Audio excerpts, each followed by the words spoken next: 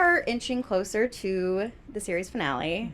What can you sort of say about, without giving too much away, obviously, about the final episode? Have your Kleenex, have some wine, and really, really good company. Yeah. Have some good company. I saw it 2 nights ago. When people found out that it was the last season, they had a lot of opinions about what they wanted to see. And I think that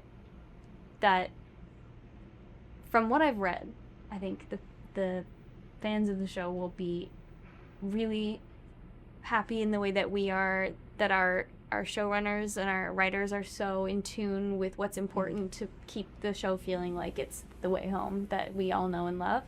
And I also think that, you know, I'm really proud of what we did, and it doesn't take away from the magic of like what is a season finale for this story too, because we're building towards so many exciting moments for the season, not the series, but the season as well. So all the things that people want to have tied up. It's been an interesting journey, but I think people are going to be very happy. So. What was each of your reactions to your characters ending, and did that change sort of with time? Because sometimes when you like sit with something for a little bit, it's like your perspective maybe shifts a little. What was your reaction to each of your characters' endings? I'm glad that it ends, you know. Oh wait, I can't say anything. I know. I almost was just like, wow. You're like, tell me more. Whoa. I'm struggling to not say what I'm happens. struggling, exactly. I will say that You got this. I'm grateful that we are able to truly portray a Landry never gives up hope. So I think there's that. You're like, that's all I can say. And scene. I will say that they say that I will say that they say that It's been TV said. is told 3 times when in the writing and in the shooting and in the editing. And so as actors, when we read it in the cold read together around the table, that's kind of one experience of the show, and it lives up in your head. And then actually shooting it is usually like a number of days after that, so it's a chance to revisit it, and actually going through it with your body is a whole different experience. Sometimes surprising, hopefully surprising, and especially for sort of near the end of the seasons, when we did table reads, it was so weighted with our own emotions about the project that we know and love coming to an end, and how much we love each other and how beautiful the experience is. And then when we actually do it in front of the camera, it's all character. And so it's been a really interesting sort of double-sided thing. And for me anyway, I am so supremely grateful to get to do a show like this for 4 seasons. And like, it's always a bit of a feat to do a show this long, but especially even getting like a second season or especially getting past the industry now. Like it's really like the fact that we were able to stick the landing after 4 seasons is like it's just a dream come true. And the fact that so many people around the world can now see it, I couldn't be happier. Well, and it being on Netflix now, so it's like Yeah. more new people are seeing it and getting invested. And so there's a little bit of bittersweetness in that, because now that people are going like, wait a minute, we just Where started. was the show this whole time? Yeah. But it kind of lets it keep breathing. Living. Living right now, which is so nice, as we're kind of like letting all that go. Right. It was surreal to be finding out that it was the end of the show, and then also it being new on Netflix, because people were just discovering it for the first time, and we were learning how to like deal with the fact that it was the end. So it kind of brought some of the magic back, because you're like, it's actually as long as people are still discovering it and still watching it, it still lives with them, and their first experience of like living through our characters jumping through the pond and experiencing those moments for the first time will keep it going. Yeah. And you know what? People are rewatching and finding new things every time. Right. So all I have Rewarding to to say is rewatch, just yeah. don't stop watching The Way Home just because we're not done, or because we're done filming it. So. Yeah.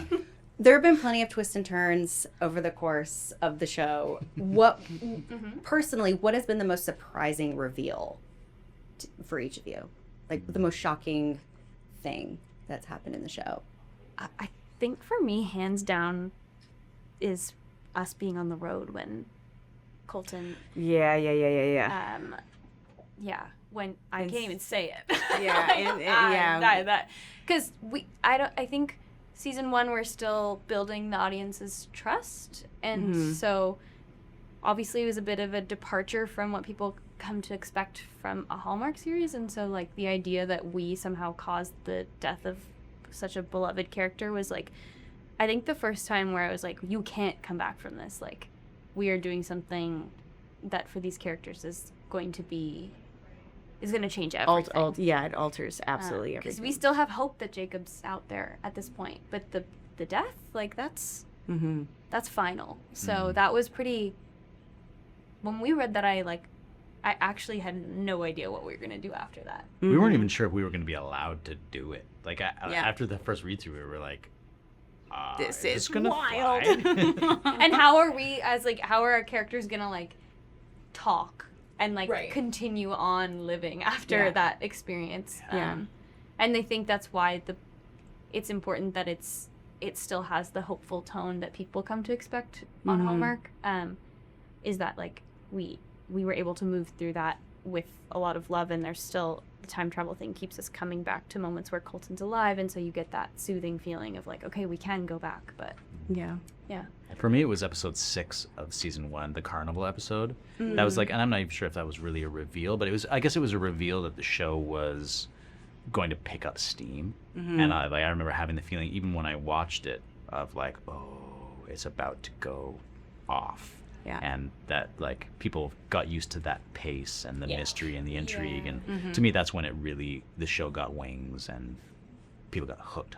When you come back and it still hasn't changed, and you're like, no, what's happening? Mine would be when Kat sees Jacob for the first time again as an adult in the 1800s. It's like that.